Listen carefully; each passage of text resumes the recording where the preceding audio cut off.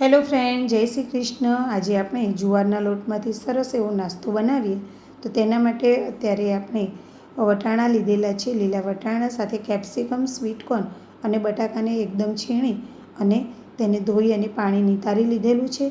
સાથે જ આપણે લીલા મરચાં, કોથમીર, વરિયાળી અને તલ એડ કરીશું તેમાં. સાથે જ વર્મિસેલી સેવ લેવાની છે અને તેની સાથે આપણે જુવારનો લોટ પણ લઈશું. તો આ રીતે એકદમ સરસ એવો નાસ્તો બનાવવાની શરૂઆત કરીએ. તેના માટે કઢાઈમાં આપણે 2 ચમચી જેટલું તેલ લીધું છે. તેની અંદર આપણે જીરું એડ કરીશું અને વરિયાળી, તલ અને લીલા મરચાં સંતળાવા દઈશું. ત્યારબાદ લીલા વટાણા, લીલા ધાણા અને આપણે જે બટાકું છીણી અને રાખેલું હતું તે લેવાનું છે અને સ્વીટકોર્ન અંદર એડ કરી અને બરાબર મિક્સ કરી લઈશું. આ નાસ્તો એકદમ ટેસ્ટી પણ છે અને હેલ્ધી પણ છે. નાના મોટા સૌને પસંદ આવી જાય તેવો આ નાસ્તો બની અને તૈયાર થાય છે.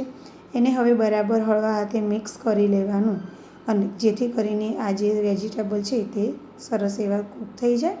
ત્યારબાદ તેની અંદર આપણે સ્વાદ અનુસાર મીઠું એડ કરી લઈશું અને બીજા બેઝિક મસાલા આપણે એડ કરી લઈશું. તેમાં ધાણા જીરું પાવડર એડ કર્યું છે, સાથે તેમાં લાલ મરચું પાવડર એડ કરી લઈશું અને એકદમ સિમ્પલ મસાલા સાથે એકદમ સિમ્પલ એવી રેસીપી પણ ખાવાની ખૂબ જ મજા આવે અને સૌને પસંદ આવે તેવી બની અને તૈયાર થાય છે.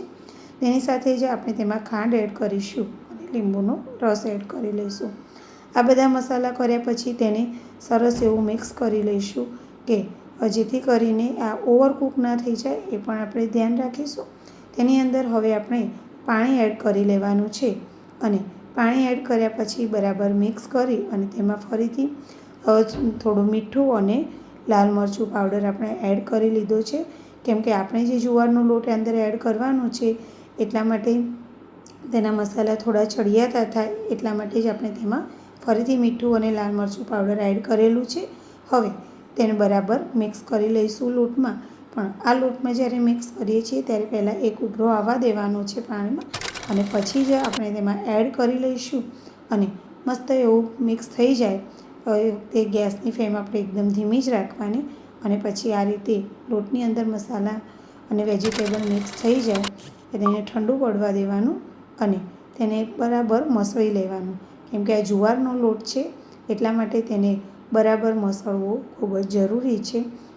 એટલે આપણે 5 થી 7 મિનિટ સુધી તેને બરાબર મસળી લઈશું અને આ રીતે તેનો લોટ બાંધી દીધો હોય ને એ રીતે આપણે તેને બનાવી લઈશું.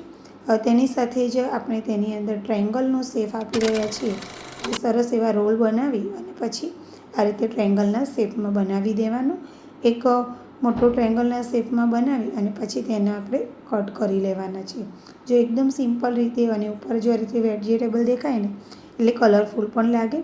આ રીતે સરસ એવા કટ આપી દઈશું અને અત્યારે આપણે જે 1 વાટકી જેટલો જુવારનો લોટ લીધો હતો તેમાંથી આપણા 15 થી 20 નંગ જેટલા સરસ મજાના ટ્રાયેંગલ બની અને તૈયાર થઈ ગયેલા છે. આ રીતે તમે બધા જ ટ્રાયેંગલનો શેપ આપી દેવાનો અને તમે જોઈ શકો છો કે દેખવામાં જ ખૂબ જ સરસ લાગી રહ્યા છે. અત્યારે બધા ટ્રાયેંગલ્સ આ રીતે બનાવી અને તૈયાર કરી લીધેલા છે. કોર્નફ્લોર 2 ચમચી લઈ અને તેમાં અડધો ગ્લાસ પાણી એડ કરી અને આ રીતે એની સ્લરી બનાવી લેવાની છે અને એ સ્લરીની અંદર આ ટ્રાયેંગલ જે બનાવે છે તે એડ કરી લઈશું અને તેને હવે આપણે જે વર્મિસેલી સેવ લીધેલી છે તેની અંદર આપણે ફરીથી એડ કરી અને તેમાં કોટિંગ કરી લઈશું. એકદમ સિમ્પલ રીતે સરસ મજાનું આ કોટિંગ થઈ જાય છે. આ રીતે કોટિંગ કરી અને કરીએ તો અંદરના જે વેજીટેબલ દેખાય છે એટલે કલરફુલ પણ લાગે છે અને ઉપર આ વર્મિસેલીના કારણે એકદમ દેખાવમાં ખૂબ જ સરસ એવા આ ટ્રાયેંગલ બની અને તૈયાર થઈ ગયા છે. તો હવે તેને ગરમ તેલમાં તળી લઈશું. ગરમ તેલમાં એકદમ સરસ એવા ધીમા ગેસ ઉપર જ મીડિયમ ફ્લેમ રાખી અને તળવાના કે જેથી કરીને અંદરથી પણ સરસ એવા ચડી જાય અને ઉપર એકદમ ક્રિસ્પી બની જાય. તો તમે જુઓ આપણે ગોલ્ડન બ્રાઉન એવા તેને તળી અને તૈયાર કરી લીધેલા છે. સર્વિંગ ડિશમાં લઈ અને હવે તેને સર્વ કરી લઈશું. તો એકદમ દેખાવમાં સરસ અને જોઈને જ ખાવાનું મન થઈ જાય ને એવા ટ્રાયેંગલ બની અને તૈયાર થઈ ગયેલા છે. સચીના કિચનમાં આવી રહેલા વિડીયો તમને કેવા લાગે છે તે કોમેન્ટ કરીને જરૂરથી જણાવો.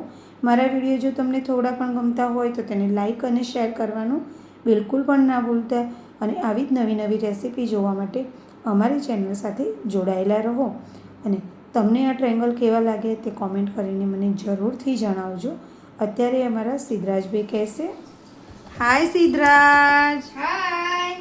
તો અમારા સિદ્ધરાજભાઈએ તો નાસ્તો કરવાનો સ્ટાર્ટ કરી જ દીધો છે, કેમ કે એમને ખૂબ જ પસંદ છે. ચલો સિદ્ધરાજભાઈ, તમને કેવો લાગ્યો નાસ્તો? ટેસ્ટ કરીને કહીએ. હા, ટેસ્ટ કરીને કહો.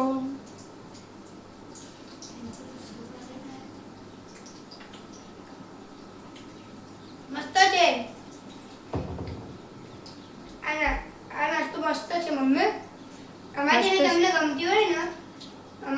ગમતી હોય ને તો સબસ્ક્રાઇબ કરજો. અને અમારા વિડીયો તમને લાઈક કરજો. By friends. કોમેન્ટમાં જણાવજો કે કેવી રેસીપી બની આવી. By friends. બાય.